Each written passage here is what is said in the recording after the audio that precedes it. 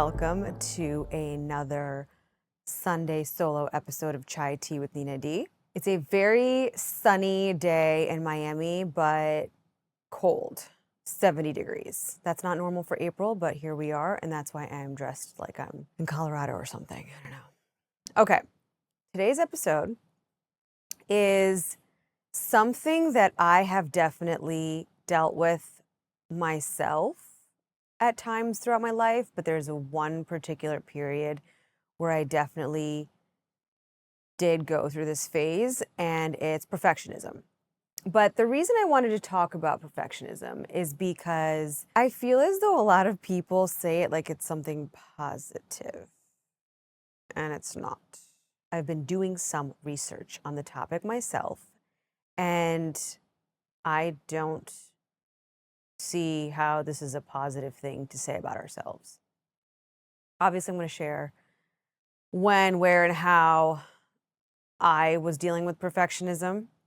But before we get into it, I'll explain the layout of the land today, what perfectionism is, how it shows up, where it stems from, which I think is probably going to be my favorite part of this episode. Like, I love knowing why we do what we do.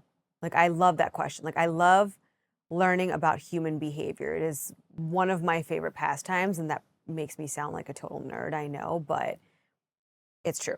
Then we're going to get into how to loosen its grip, tangible steps that we can take, and tangible steps that I took myself in order to not let perfectionism stop me from progressing. So we'll start off with what perfectionism is. Perfectionism, it's not wanting to be excellent.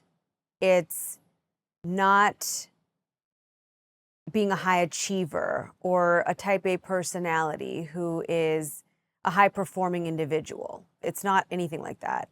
It's actually a trauma response.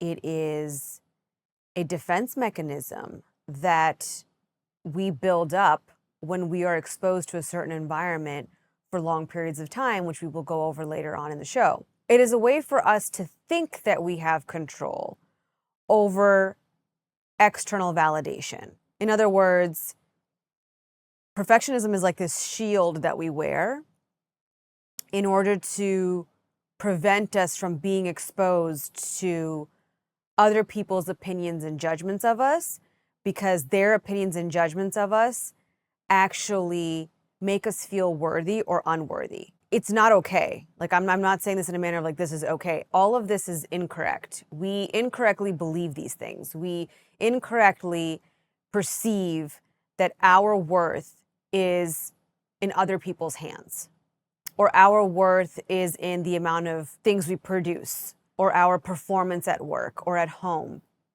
We're worthy no matter what. Okay, you're born, you're here, I'm here. We're worthy. But to let somebody else define that for you and to make you feel small is not any way to live a wholesome, fulfilling, happy, thriving, progressing life, in my opinion. Perfectionism is it's not high standards. It's unreachable standards. You're trying to almost appease everybody. You're just afraid. You know, if anyone starts to give up perfectionism tendencies or says, no, I'm a perfectionist, you really should stop and ask them, what are you afraid of? Bottom line, that's the one question. And I'm waiting to run into someone who throws the word perfectionism out to me at this point, and I want to be like, what are you afraid of? You know, in a kind, loving, gentle manner, of course. Because I wish somebody said that to me when I was going through this. Like, I wish someone was like, hey, Nina, what are you so afraid of? Why don't you start that show? Why don't you launch that product? What are you waiting for? Anyhow, it's not a badge of honor. It is not a flex by any means. It's pretty much fear pretending to be excellence. I think that's the best way you can put that. It's rooted in judgment. It's rooted in fear of judgment. It's rooted in failure. It's rooted in what other people think of me. It's rooted in I am not good enough. No matter what I do, how I do it, I'm not good enough. Or If I'm not perfect enough, if I don't speak right, talk right, think right, dress right, behave right, then I'm not worthy. Then I'm not good enough. So people say I'm a perfectionist and put things off or take forever to get something done or to get something sent or to get something off the ground because they're just afraid of being seen trying. A lot of us are afraid of being seen trying to be good at something. Everyone wants to put their best foot forward out. That's true. I agree with that. And to a certain extent, that's a good thing. You know, you don't want to be sloppy. I agree with that. But if you're somebody who can look back on their life and just see stagnancy and no growth, and maybe the only change you have in your life is something that the universe forced you to go through, I think you need to look into perfectionism. I think you need to unlearn some behaviors and patterns and learn some new ones that can help you get out of this loop of perfectionism, so to speak. It's just a way that we give ourselves a false sense of security. I'll use an example at work. This is a very small example. I'm sure there's tons of other examples you guys can think of, or I could even think of deeper ones. But to keep it simple, if you are one of those people who reads their email like 100 times before they send it, stop. Unless it's like a legal draft or like a legal email or something, I understand that. But it's just a simple email and you're rereading it, checking the grammar, doing this, doing that. I think you need to cut it to like maybe 2 or 3 times and then hit send. Again, you are obsessing over the small, menial tasks of your job as a way to protect yourself from having to face what happens afterwards. Which, come to think of it, if you do this, what other areas of your life that are much larger, much bigger, much more important do you avoid tackling? Like, you have to think about those things. Creativity. I can speak to this one. When I first got into the social media game, definitely, oh, this has to be perfect. Oh, this has to be perfect. Now, I'm not talking about captions. I'm not talking about spelling. I'm not talking about font. There are things where you want things to be a certain way. I understand that. And you want them however you want. Like me, I like things to be uniform. To me, that's not perfectionism. Perfectionism would be if I'm shooting content, but I'm not posting it, but I want to. I am surrounded by people who have all these ideas, or I have all these ideas, and I'm not executing on them. Or I'm trying and it's just not good enough. So then I table it, and it's been weeks, months, years, and I just haven't done anything. I haven't had forward momentum or progress in that area of life. This is mostly for content creators, but anybody who's a creative, you would know. My advice to that is to just do it, get it to the best of your ability, launch it, and adjust along the way. If I could change anything, I wish I had put my stuff out sooner. So then all the things that I'm insecure about now, I would have perfected already along the way in the last 10 years. Plain and simple. This quote, in this scenario, I'll explain what I mean by this, but today, you are the oldest you'll ever be, but you're also the youngest you'll ever be. And that to me is not a depressing statement, it's a very motivating statement. The more you keep pushing the things that your heart pulls on and tugs on the back burner because of fear of perfectionism, because of fear of people's judgment and opinions of you, the more resentment and regret you're going to carry in your heart as you get older. And at the end of the day, again, the same question comes up, like, what are you afraid of? Honestly, the world is not that cruel. You're just afraid of listening or hearing what your friends and family would say about you if you were to push that thing out. That's the biggest fear, I think, when it comes to content creators, is the judgment from people around them. And here's what I have to say with that. Your friends and family are not paying your bills. Your friends and family are not living in your shoes or in your skin. Your friends and family don't have the same likes and dislikes as you, and they certainly don't have the same dreams as you. Your friends and family can't do what you were put here on earth to do. Only you can.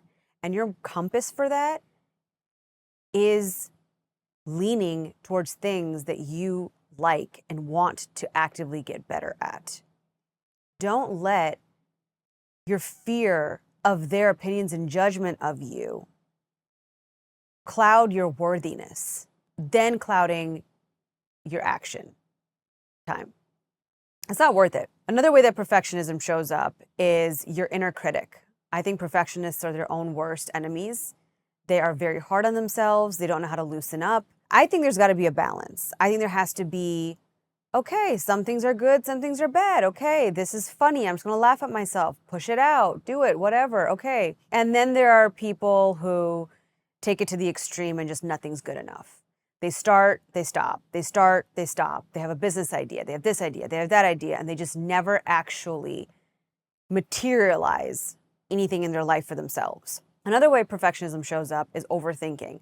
This is called analysis paralysis. My husband loves to say that all the time. This can feed into a lot of areas of your life where you will research all day, you will ask around, you will talk to mentors in this space, you will run the numbers around if it's a good financial risk or not. You'll do everything and anything for weeks, months, years, except that thing that you need to do, perfectionism at its finest. You have difficulty delegating. This is an interesting one. If you are somebody who doesn't know how to ask for help, doesn't want to ask for help, you should ask yourself why. Do you think it's because you can do it better than anybody else? Or is it because you tie the amount of work that you can do on your own without asking for help directly to how much you're worthy or not worthy in that person's eyes? I see it all the time in marriages. Someone's working, the other person stays home, and the other person doesn't know how to ask for help, the one that's home doing everything, because they feel that they're supposed to handle everything by themselves because their partner's out there working. Okay, very noble of you. All right, give it to you. But when things are clearly out of hand and you literally start to pick up after this person and do everything for this person, I think that's perfectionism in the sense that you might get all this stuff done at home, but you are doing it because this is how you prove your worth to somebody. You're tying how much you can do, your productivity level, to if you're worthy or not in your partner's eyes. That too is a form of perfectionism. Another way perfectionism shows up and is a clear indicator, I feel, and I went through this too myself, is when you look back on your life over the last 2, 5, 7, 10 years and you don't see any progress. Maybe you see a monkey wrench that the universe threw in and now you're forced to do something about it and face it, but you don't actually have personal progress. You don't actually have something that you are proud of. You have not worked on something, on a craft, or started something or taken a big risk in life. You, in essence, are stagnant, aside from the thing that the universe forced you to be doing at this moment. I would consider that a form of perfectionism to a T. And I think another way that it shows up is depression. Depression, anxiety, keeping yourself in a certain bubble of friends, not branching out. And even if you branch out, you only go towards people maybe who are on your level, but not those who are maybe doing better than you or doing things in industries that you also want to be involved in or see yourself in, because you're afraid of what that's going to reflect back on you. You're afraid of what they're going to think of you. It's going to shine a light on where you're not performing, quote unquote, where you should be. Progress in my book is the number one thing that us humans need to feel alive. Think about it. If you have a workout that you start, or you start working out and you start to see a little bit of progress, you don't stop, you keep going. You don't quit because you see progress. Same thing goes for work, same thing goes for relationships, same thing goes at home, same thing goes for that business, that startup, whatever it is that you're working on or want to do. When we see progress in life, we tend to feel alive and stick with it. But if we're doing something for so long and we don't see any progress or don't feel any progress, we tend to give up. The thing about perfection is perfectionism prevents progress. The only people who progress in life are the ones who go, fail, get up again, fail again, get up again, try again, fail, get up again, try again, fail. They're the ones who have progress in their life and get somewhere, not the ones who are afraid of seen struggling, afraid of seeing trying, afraid of what people might say about them, afraid of perfectionism, afraid of what people are going to say or do or think about them. And then those that actually tie their personal worth to that thing or the response from other people to that thing. Worthiness comes from within. Worthiness is there whether you do something or not. You're alive, you're here, you were born, God, universe, whatever you believe in, it wants you here. You're worthy. But to tie that to some external thing, even to your job, even to your career, even to your passion, even to your art, I don't think that that's healthy in any shape or form. Now, something very important to note here is worthiness doesn't just come up in work. It also comes up in relationships. You don't have clear boundaries with people. You let people walk all over you. Because you're afraid they're going to leave you. You're afraid of what they're going to say. You're afraid of conflict. You're afraid of confrontation. You don't open up to people easily because you're afraid of not looking perfect or deeming perfect. So you kind of shrink around most people. Another way it shows up in relationships is you don't ask for help. And this goes back to the example that I said earlier about in a marriage when there's a person who's working and one at home. Or sometimes I think that even falls into if some marriages fall into the whole trap of women do this and men do this. You know, it even happens there where women don't want to ask for help because it's a woman's job to cook or clean or whatever that is. And that's what makes her feel worthy inside. And I'm sure there's male examples too. All of these are examples of perfectionism showing up in relationships. Now, this is my favorite part. I am a huge nerd for psychology. I love human behavior. I love asking why we do what we do. Where does it come from? And I do this with myself all the time. All the time. Where does perfectionism come from? Humans are complex. We're like so intricate, you know? There could be two people sitting here and two completely different things in our lives may have happened to us to make us react the same way today in our 30s. It's like, it's so cool and interesting for me to see and for me to like research and learn about.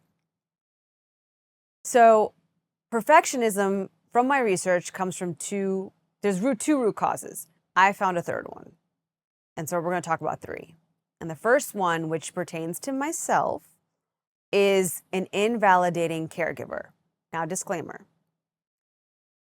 I have read all the books, gone to therapy, figured my stuff out, healed all over again. Like I have faced my own devils. Like I have looked them in the face. So when I talk about this and I talk about my invalidating caregiver, by no means am I trying to put this person down or speak ill of them. It is what it is. It was what it was. And he has since then passed. So I feel I'd be doing a disservice to this topic if I didn't share where my perfectionism came from. I will take a snippet of my life where I definitely was showing signs of perfectionism and I didn't know it. And then I will go into the whole where it stemmed from when I was doing research. Okay. My perfectionism stemmed in my mid to late 20s. It was like a 4 to 5 year span. And it was when I quit my law career, and I chose to take time off to learn and figure out what it is that I wanted to do. During this time period, I was dealing with a lot of embarrassment, self-critique. My inner dialogue was very negative. I was feeling worthless. I was feeling like a loser. All because I was now not a lawyer, but I also was like nothing. You know, I didn't know what I wanted to do. And what I didn't know is that my reaction to my circumstances in that moment and to me leaving law and looking for something different and my behavior at this time and my perception at this time had been primed and programmed since I was a little girl. Growing up, my dad kind of ran things around the home. And he was very, very, very old school, very close-minded, but a very hard worker, a very driven, a very motivated, a very disciplined human being when it came to his work. With that being said, I grew up in a household where both my parents were entrepreneurs. And both parents were on extreme opposites. You had my mom, who was very spiritual, very loving, very open, very caring, very nurturing, very, very intelligent, very intuitive, and all around a very good person. And she still is. She's phenomenal. Anybody who knows me or knows my family or knows her is like, nobody ever says anything bad. She's like phenomenal. My dad, on the other hand, had a very rigid personality. On the surface, he was funny and he was throwing, jokes, but at home, he was a completely different human being. So growing up, my dad had a very reward punishment type of child rearing, I guess you could say. And I'll give you a snippet of my childhood. I could do a whole season of shows on my childhood, but we'll stick to this one example. Would say like, I expect for every A plus, A minus, whatever, you'd get $1. For the classes or the teachers that would put like a 91 or like a numerical and an A next to it, I would be like, okay, I got an A, right? And he would look at that test. I'd be like over the moon excited. He would look at that test and be like, okay, here's your $1, it's an A, but why isn't this 100? And he'd be rude about it, actually. Like, I was in grade school. This went on till high school. So years and years of this. And then he'd walk away, very disappointed. Like, I remember feeling like unhappy now that I got an A. And I also felt like I didn't want that $1 anymore. And this happened all the time. Like, this was just, that's how we got pocket money, to be honest with you, till we went off and got jobs in high school and college. So it was right there that I was told or expected to do one thing. And I did it. I got the A. But then it wasn't good enough. And this pattern of behavior was me now learning what makes me worthy and what makes me unworthy of love. What makes me accepted and what makes me unaccepted. When am I a good kid? When am I a bad kid? And this just went on throughout my entire life, well into my mid-late 20s. From him.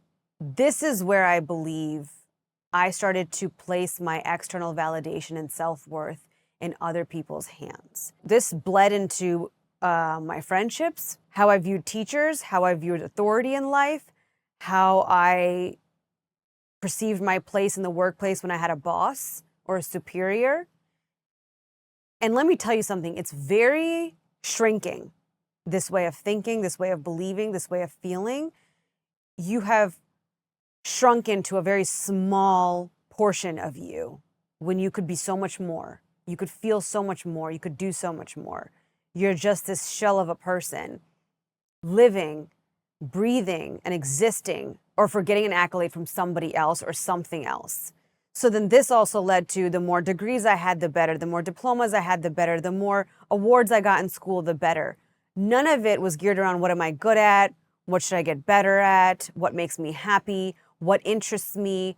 What should I work on more? It was all just geared around what does society deem important? What does society deem a good job or a good degree in his eyes, right? So everything that I was taught was what he thought society thought was good. So it was for show, basically. And another way that this was driven into me was anytime his friends' kids or my friends did something that was not what he would ever want us to do, or if we did, he would use it as an example and talk very bad about them. And as a kid, I didn't know. I would just look at it as like, I don't want him to talk about me like that. I don't want him to get mad at me for that, so I'm not going to do that. As I got older, I started to realize that a lot of people around me are happier than me. A lot of people are very talented in other areas of life. And here I am going to law school and I'm miserable and I hate it. I'm good at it, but I hate it. Practiced law, had a job for several years.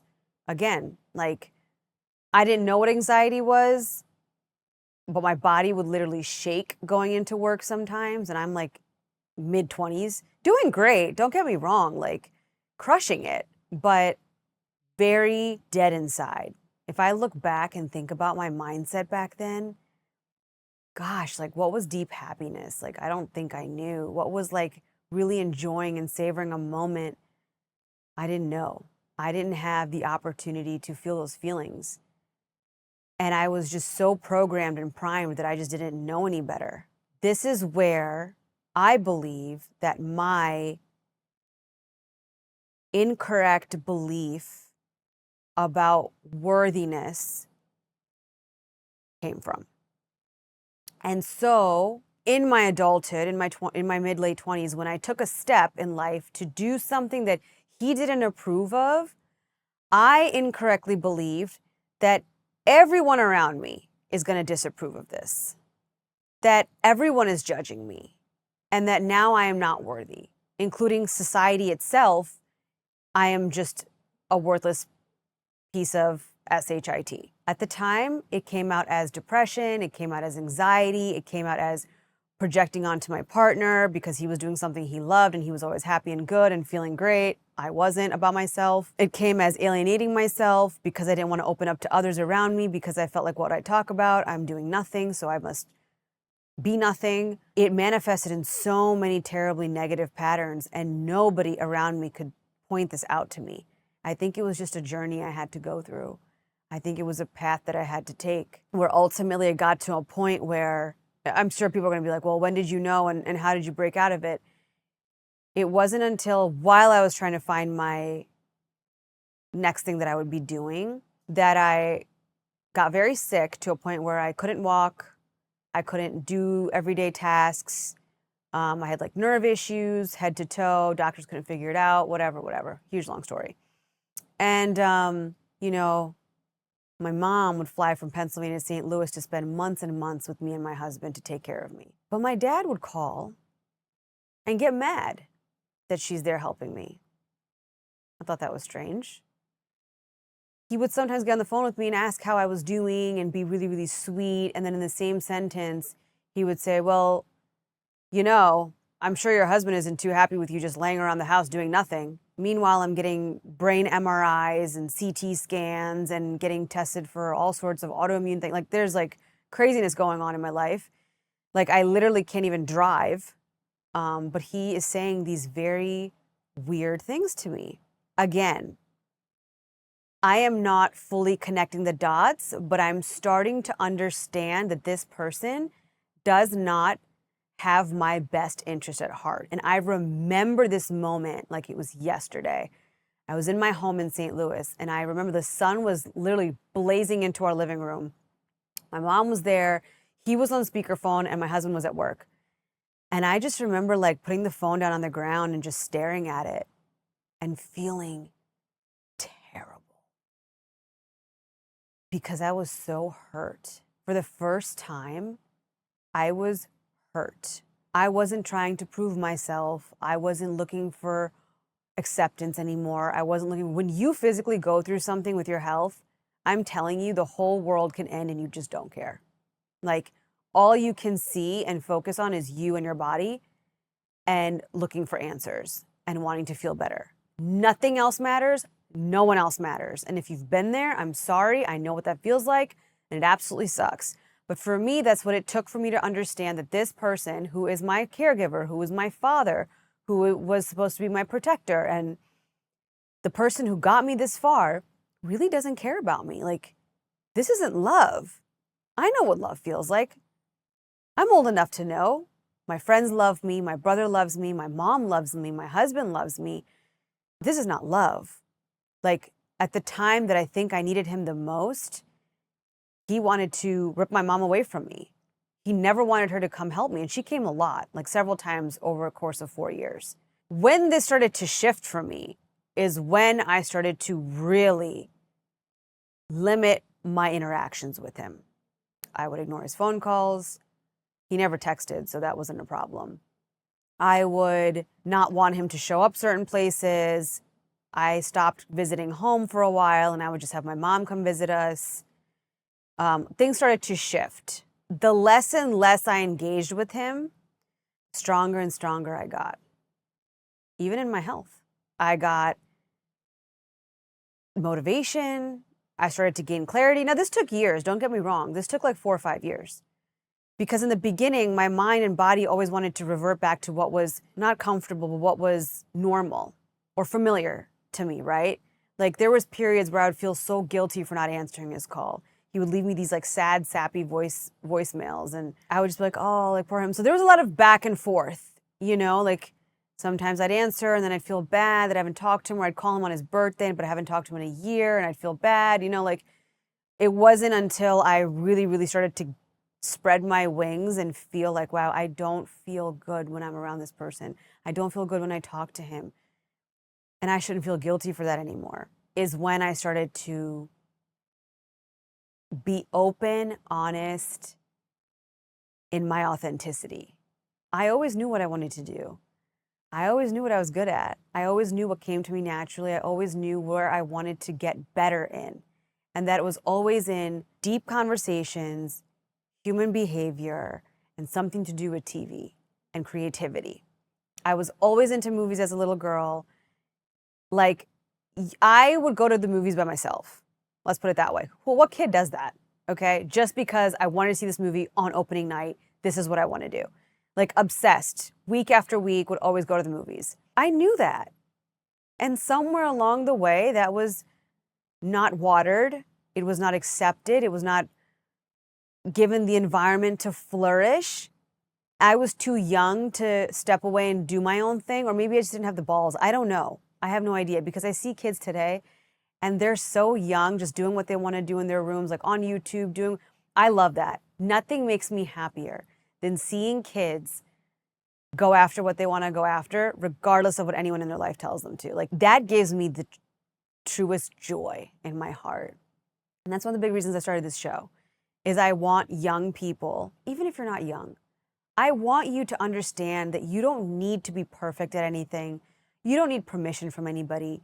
And you certainly don't need to feel worthy based on other people's opinions and judgments of you. Like, you're robbing yourself of time. If you still don't understand that, then let me tell you something. I was telling my sister-in-law this 2-3 weeks ago. We were all in Naples together. How I wish that I had done this sooner, and I would have had an extra 10 years on this earth doing what I love to do. I would have an extra 10 years on earth to perfect this or master it. Maybe perfect is the wrong word to use today, but master it to my ability where I could show up with my insecurities. But by today, by this point in 2025, it would have been really, really, really good. It's something I have to live with. It doesn't stop me. I'm still at it. It's never going to stop me. But start. Don't let perfectionism stray you from your dreams, because I'm telling you, the worst feeling is you living life and getting older and just like, what am I doing? What did I do? Did I just live for my family this whole time? Did I just live for my husband this whole time? When I say family, I mean parents. Did I just live for everyone else but myself? Maybe that works for some people. I don't know. For me, it didn't. For me, it made me feel claustrophobic. It started to make me feel anxious. I started to feel sad. And I was like, I have to do something about this. And so I did. So that's my story of being primed and programmed to perfectionism that didn't rear its head till later on in my life, but had started when I was very young because I had an invalidating caregiver. A second way where perfectionism can breed from is an invalidating partner in your adult life. Now, you'd think, if there is an invalidating father in the story, he's got to be an invalidating partner, and he was. My mom was 16, 17, something like that, years younger than him. So he knew it all. The kids and her knew nothing, and it's his way or the highway. I see this a lot in circles that I hang out in, where there is an invalidating partner who validates you as long as you're doing things according to how they want them to be. But the minute you step out of line and want to do something for yourself, or it goes against their comfort level, they're very quick to judge you and put you down. Again, this happens people like us tend to, be programmed this way over time when we're repeatedly in the same environment. So we're constantly, like, it's exposure therapy, right? You're constantly being exposed to this one type of judgment, this one type of person, this one way of thinking, this one way of living. And so every time you go like this person slaps you down. Every time you say this person shuts you down. Every time you say an opinion that goes this way, this person stops you. So obviously over time, you learn to shrink yourself. You learn not to do anything. You learn not to say anything. You learn not to have an opinion about anything. And you kind of just go with the flow and go with the motions. And a lot of us make excuses for that along the way. Here's the difference between my earlier example of an invalidating caregiver and this example. In this example, we are adults. You are in your 20s and 30s or 40s or 50s. You have a partner or you have a husband or a wife, whatever. And you know enough now what needs to be done. Or at least you should. There's no excuse here. You're old enough to move out. You're old enough to get a job and move out. You're old enough to figure it out. You're old enough to ask your friends for help. You have more than a child does to get out of that situation. Or step one, to become aware of this situation, to become aware of how you're being mistreated at this point. A third way that I believe perfectionism can be rooted in is societal pressures. Sometimes we are raised in families and cities or countries that have societal cultural norms that help shape us and our worth or lack of worth. The cost of perfectionism, as I alluded to a little bit a couple minutes ago, is astronomical. And when I think about it, it's very heartbreaking. I think about some people that come to my mind right now. I think about myself when I was younger. It breaks you. You have an empty life. You don't have a fulfilling life. You didn't show yourself who you really are. You didn't get to dive deep into who you are and become the person you're really meant to be. And again, I'm talking about perfectionism on like a bigger, deeper level of becoming the right person. Perfectionism could be, you could be the artist of the year and still, no one's stopping you from becoming that or putting out your content or working on your craft, but you're still very limited and shrinking somewhere inside and not letting the real you come out where you could be the global artist of the year, right? Because you're still putting your worth to your work. I'm not saying that we should put our worth to our work or what we do or what we don't do. The worthiness stays no matter what. But what perfectionism does is it makes you play small. It prevents you from taking action. It prevents you from becoming a better version of you, becoming a fuller, wholer version of you at the end of the day. You are going to experience mental burnout, depression, anxiety. Physically, you're going to do it all or do nothing at all. People like that don't really get anywhere in life. You have to go all in consistently. You can't give up. Perfectionists give up from time to time, for sure. You'll have missed opportunities, and you won't even know they're missed opportunities till later on, like I did. I had 2 very good opportunities in St. Louis that were in the media space, and I was just afraid. Obviously, it all ended up the way it ended up, but had I not actually done the work, had I not stood up for myself and distanced myself from my dad eventually, because that's what it took, had I not gotten sick and really reevaluated my life, had I not looked over at my husband and was aware enough to see, I could be that happy, I deserve to be that happy too, then I wouldn't be here. Plain and simple. I'd probably still be playing small and worried about what everyone else thinks. There's a lot of shortcomings. The inner critic that I mentioned earlier, I still have it. All my excuses for starting this were English is not my first language. I don't speak correctly. I don't have good grammar. I am not a public speaker by any means. I definitely have stage fright.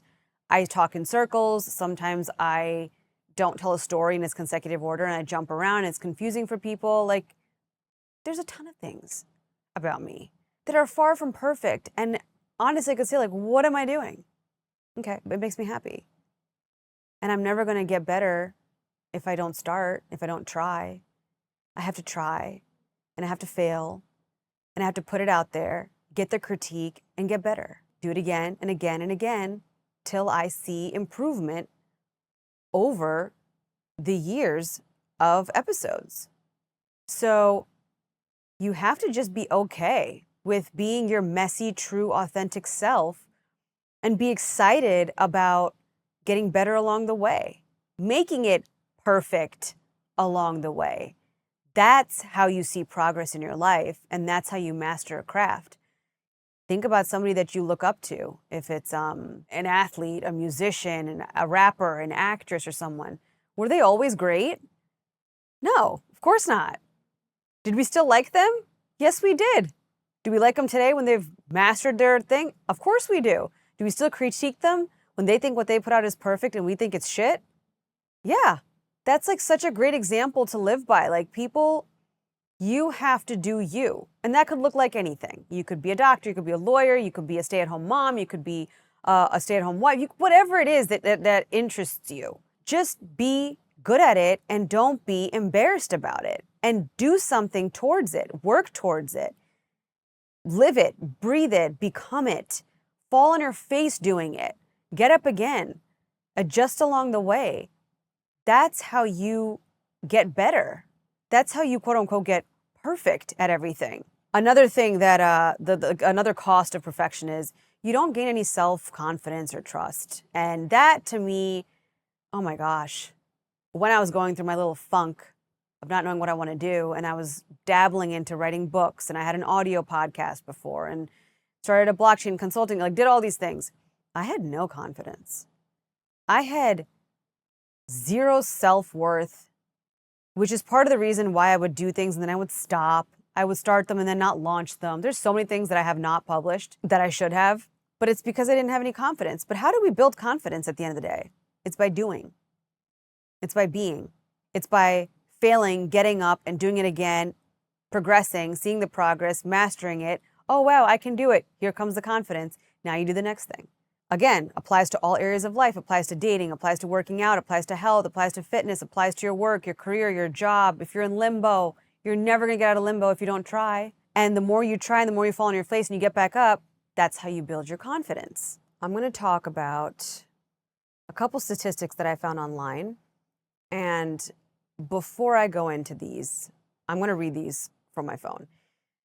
I want you to understand, I know kids watch this show, kids, teenagers, high schoolers, college kids. You have to, not everything that is said in life, okay, on TV or anywhere is black and white. Some things speak to you, some things don't. In no way am I advocating it's this way or the highway. No, this is just my journey, definitely my generation's journey for sure. But it's something to look into. It's something to research and read books on.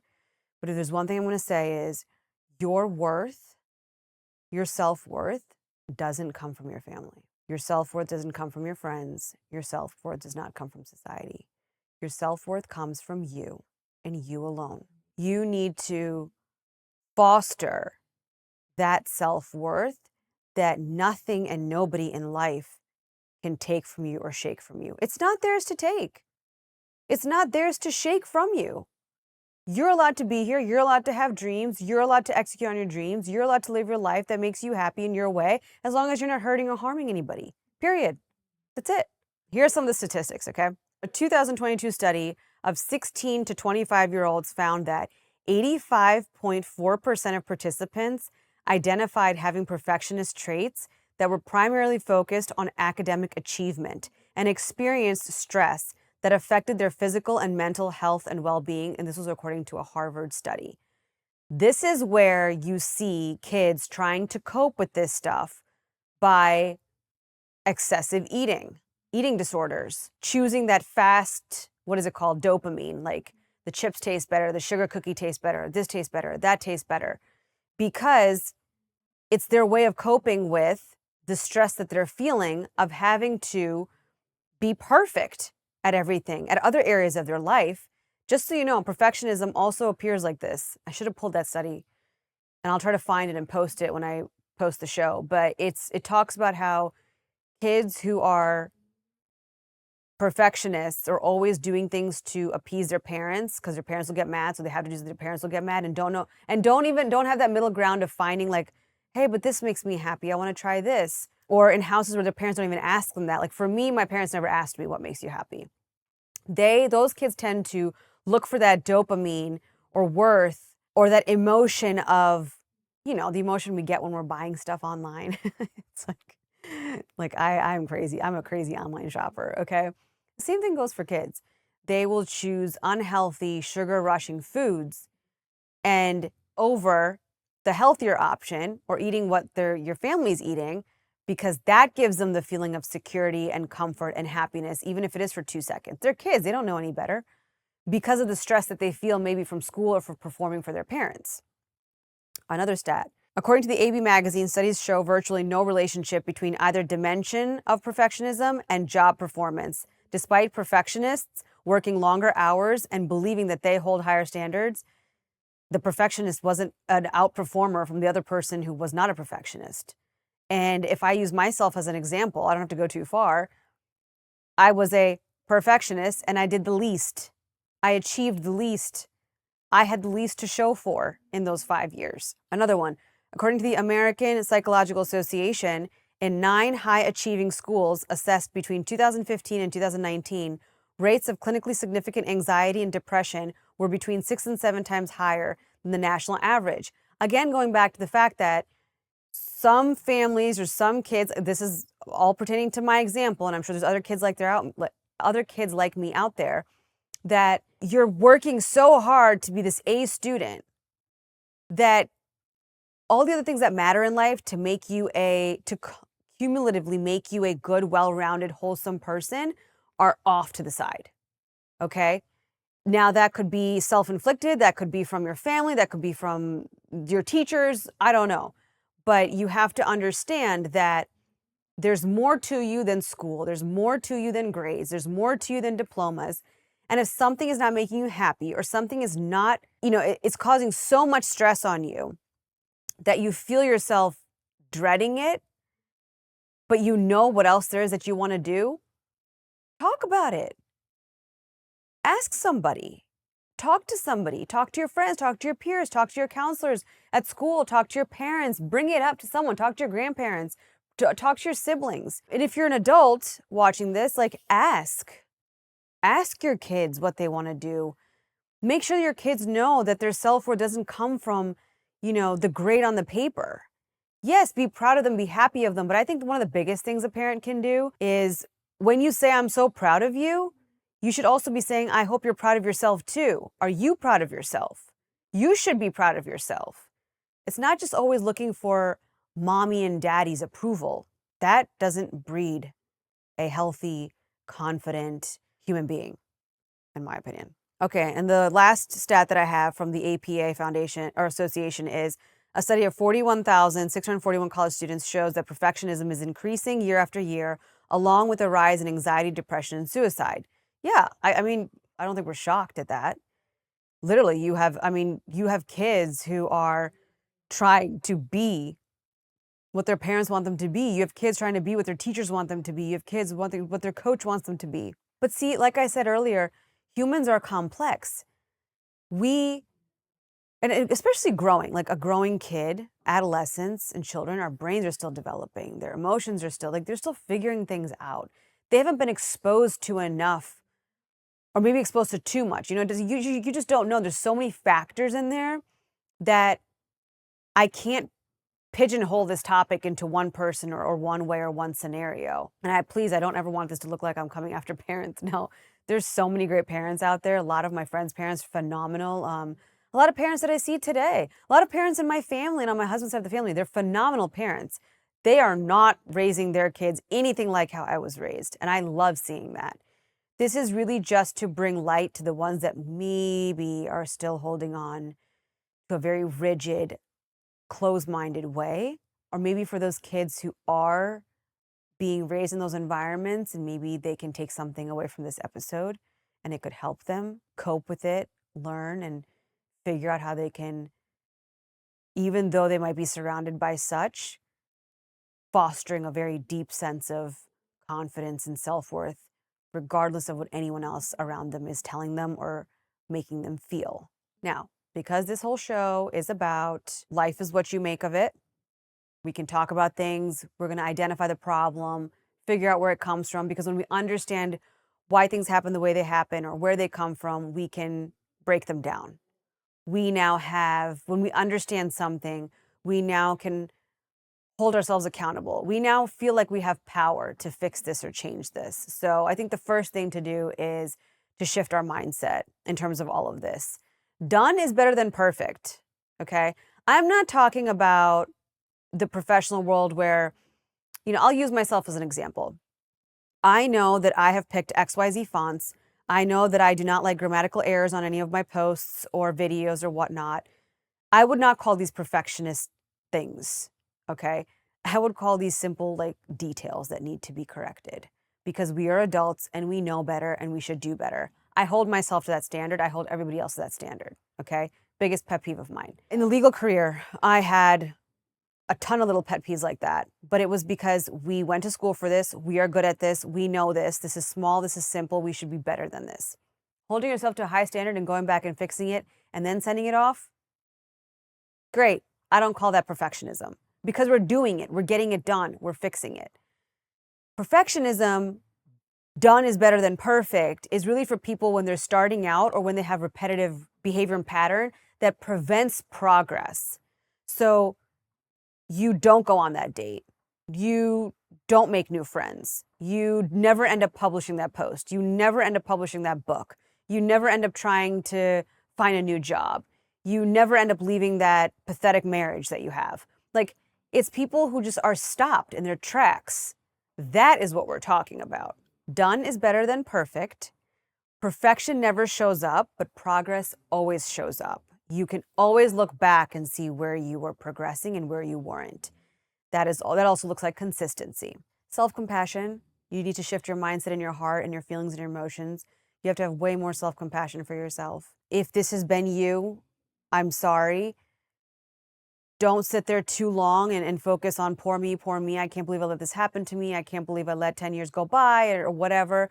Have some compassion for yourself. It happens. It happens to the best of us. We get up, we move on, and now we do things differently. We perceive ourselves a little bit differently in a better light. I think we should reframe failure as learning. I am not afraid of failing anymore. I can honestly say that now, today, I do not care if I fall on my face. I am falling on my face every day. Something happens, something goes wrong. I post something, I'm not happy with it after the fact. It doesn't matter. I say something wrong, or I don't look at the right camera, or whatever it is. Failing consistently is actually teaching you how to get better at those things, because trust me, when you do something and you learn that you didn't do it right, you'll do it right the next time. And there's no better teacher than just going out there and doing it. I always say this, like, I think school is one thing. Great. Okay, fine. But school doesn't teach you real world. You don't learn art. Art comes from you and you get better and better as you do it. Same thing with singing, same thing with being a lawyer, same thing with being a doctor. You get better when you do things. And that process looks like failing along the way. And there's nothing wrong with that. It's just a way we learn. I think all of life is like that. We're born, we fail our entire lives. When you're learning to walk, you don't like fall and then say, I'm never going to walk again. You get back up. And you try again. And I don't know what happens, but somewhere along the line when we all get older, we just get scared of falling. We get scared of failing. And then we just sit there. I mean, imagine if we did that when we were kids. We'd never be walking today. So failing is learning. Failing means you're trying. Failing means progress, consistency. Failing means you're showing up. Failure is a good thing. The world doesn't need your perfect vision. The world doesn't need your perfect email or your perfect wife duties or your perfect mom duties or your perfect posts, whatever it is that you do or want to do. It just needs the real you. It needs the authentic you. Have you guys ever noticed, especially today in our society with so much, media and this and that, and Netflix and Hulu and Instagram and TikTok and this, we all gravitate towards authentic stories. We don't always like the perfect polished stuff at all. And I think we should all get comfortable being who we are. We all need to show up authentically. The world doesn't want perfect. The world wants real. And that's not an excuse to show up half-heartedly. However, that is an excuse to show up however it is and get better and better and better with time and improve upon yourself. I think another mindset shift would be to redefine your outlook on worthiness, validation, criticism, approval, acceptance, and give these things to yourself first. Don't look for them from your parents, from your family members, from your friends, from outsiders, from your boss, from your peers. Give it to yourself first. Like, feel that innately in you so strongly, foster those emotions, and know and believe that you're worthy first and foremost because you're here. You're allowed to be here. You're allowed to take space. You're allowed to take up space. You're allowed to be messy. You're allowed to fail. You're allowed to try and try again. But what you're not allowed to do is not try. What you're not allowed to do is stop something because you're afraid. But everything else, you're allowed to show up for. And you're worthy no matter what that looks like. Once we've got our mindset aligned, we have shifting our behavior. It's a two-step process. This is like the thing that I harp on all the time. Like, this is a habit now. We're going to create a new habit. We're going to get rid of the old habit. We're going to create a new habit. We shifted the mindset. We shifted the perspective. And now we're going to put it to action because your brain and your body is like a two-way street, okay? You can't think yourself into something or think yourself out of something. You have to do it. And sometimes you can't just do. You have to feel it and think it. Although for me personally, I can just act. I have to get out of my head. But everyone's different. It's not the same for everybody. So I think of it as a two-way road. Shift the mindset, regardless of how you feel or don't feel it, go do it. Or go do it and let the mind follow afterwards. Both work, both give 100% success in my experience. The first things first, take action. Let's go back to exposure therapy. I mentioned it in a negative form earlier, that I was exposed to a certain type of environment again and again and again from my invalidating caregiver father, okay? And that primed me into who I was in my 20s when I was dealing with perfectionism. Okay, I am not at the beckoning call of that though. I'm not that same person anymore because I worked on myself. I changed my mindset. I found worth in myself, regardless of what anybody else said about me or what he thought or what he didn't think. And I changed things around. It took me years, but I changed it where now I can openly, freely speak about it and go back there emotionally and not really feel some sort of way. I don't feel negativity. I don't feel any hate for him. I don't feel any regret for myself. Like, it's all fine. It's all good because I changed that belief pattern. And then I took up a new habit, which was take action, figure it out later. Go take action. Adjust as I go. That's it. That's what I did. And so the first thing would be is to take action. If you harp over your emails, okay, you're allowed to look at them twice and then hit send. The second part of this action, this two-step process, the second part of this process is to sit there with that uncomfortable feeling of, oh my God, I should have looked over it one more time. Can't post your content? Do it. Look it over once or twice, post it, and now sit there. Program your mind and body through repetition of taking action, even when you're not comfortable, and then sitting with that uncomfortable feeling after the fact. That's what I want you guys to do. If you are somebody who doesn't know how to delegate or thinks that their whole worth is in how much they can perform and do on this performance treadmill of life, start delegating. Ask. If you get a little pushback, ask again. Ask again. Ask nicely, ask meanly, ask kindly. I don't know. Keep doing it and get the other person to help you and sit with that uncomfortable feeling that they are now vacuuming while you're sitting over here because you're done with what you did. You're still worthy. Your worth isn't dependent on you also vacuuming and cleaning the kitchen and taking care of the kids and doing X, Y, Z. I think you guys get the point. Just take action and sit with the uncomfortable feeling. Now to wrap it up a little bit, perfectionism wants safety, but growth comes from the messy middle. Like I said earlier, the world doesn't want perfect. Maybe somebody wants perfect from you, but the world does not want perfect. You and your soul doesn't even want perfect from you. God, universe, whatever you believe in doesn't want perfect from you. It wants the real you. It wants the authentic you. It wants you to fail. It wants you to get back up. And it wants you to try again and try again and try again. That's what it wants from you. That's what life is. It's a journey. It's a process. It's not a destination. Nothing in our life is a destination. It is a process. It's a journey. And it's all about the person that we become along the way. You're going to build self-trust. You're going to build confidence. You're going to build self-worth. You're going to build your own toolbox of positive affirmations and of positivity within you. I guarantee you, if you're suffering from any sort of depression or anxiety, try this. Try taking action towards something that you think is going to make you happy. Try it. And even if you fail, but you still know, like, this is what I want to do, try it again. You'll see, you'll come out of your rut pretty soon. I want this entire episode, if you're still here watching, thank you, to be a reminder that you are more than a test score. You're more than your report card. You're more than a diploma on the wall. Whether you were on law review or not, or took the bar exam or failed the bar exam, whether you become a doctor or you don't, whether you become an engineer or you don't, whether you fail at your startup or make your startup amazing, perfectionists are their own worst critics. And you need to learn how to look at that voice inside of yourself and smile.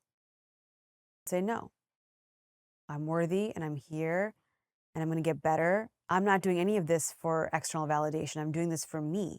And if you're doing something that's for external validation, it will become very apparent when you say that to yourself. And you'll know where you need to do the work. You will know what you need to step away from and what you need to step into in order to align with this mindset, with this feeling and this inner emotion, this inner validation. That's the difference between a high achiever and a perfectionist. That's the difference between all the people that you think are so successful and you look up to in our society today. They don't look to us for validation. It comes from within. Every single person that you see is successful. It comes from within. They may have gone through moments in time where it came from external validation, but the majority of them comes from them. Their happiness. Creating makes them happy. Going to work makes them happy. Their craft makes them happy. Changing careers. Sorry, this isn't making me happy anymore. I'm doing this because parents wanted me to do this. Okay, I'm over and done. Off to this other thing that I know is for me. It's going to be hard. It's going to be scary. It's going to be difficult managing all this new, unfamiliar territory with this work, but it's also going to be annoying and unfamiliar getting all this lashback from people in my life. You got to do it. Trust me, it's worth it. It's absolutely 100% worth it. I want you guys to think about where you feel perfectionism might be holding you back. I want you to read books on this, maybe get help, get therapy, talk to friends and family about it, and just know that on the other side of this is a lot of freedom. Living without any care in the world for what people think about you, for what you do or you don't do, or how you do it, or when you do it, is a very, very, oh man, how do I explain it? It's just liberating. It's so freeing. Like if I compare the Nina in my 20s to the Nina now, guys, I don't know how to explain it to you. Like I enjoy life much more now than I ever have, even as a kid. No, I enjoy life now. I am not doing anything to appease anybody. I am really always turning inward, trying to let my heart guide me, going by what's inspiring me, focused on my lane, not comparing, certainly not looking for attention from other people or like a pat on the back from somebody else. And I don't know, does it come from time? Does it come with age? I don't know. I just know that there are kids that I see these days, going full speed ahead at things that they love to do and want to do, and their parents are egging them on. And I think that's a beautiful thing, which just makes me feel like every child should have this opportunity where they are in an environment and being raised by enabling parents, not ones who are trying to fit them into a generation or society that's 10, 15, 20 years behind. When you do that for a kid, you raise a very confident kid. You raise a very confident adult. Now those kids turn into confident adults, fulfilled beings. When you reach that level of fulfillment in life at a certain age, you then want to progress naturally and you want a family and you want XYZ and you want these things. And I think that's a big reason as to why in my life I am still in the phase of fulfilling me. I'm still fulfilling little Nina in some ways. And I'm not ashamed or embarrassed to admit that. I 100% admit that I am still juicing out of life what I should have been doing 10 years ago. Everybody deserves this feeling. Everybody deserves to feel this free. Everyone deserves to feel, most importantly, worthy and loved and appreciated and supported. That's the whole point, right? Perfectionism is literally a cloak because you feel that you are not worthy enough. You're afraid of feeling those emotions of unworthiness when people judge you or say something. It's just not true. I hate to break it to you, but like, it's an incorrect belief system that you have now for whatever reason. And it's not serving you, and it's not serving the people who really love and care about you. And you owe them a better version of you. That much I'll say. You owe that to yourself as well. You owe yourself, Angela, a better version of you, but it starts with you. And if I still didn't change your mind on anything or get you guys to want to not be perfectionists or, learn about this more or, reflect on this a little bit more, then here's a really good Aristotle quote. If you don't want to be criticized, do nothing, say nothing, and be nothing. Most of us choose not to live this way. But remember, no one can contribute what you can contribute. So you have to take action. As always, guys, thank you so much. I hope you got a lot out of this episode.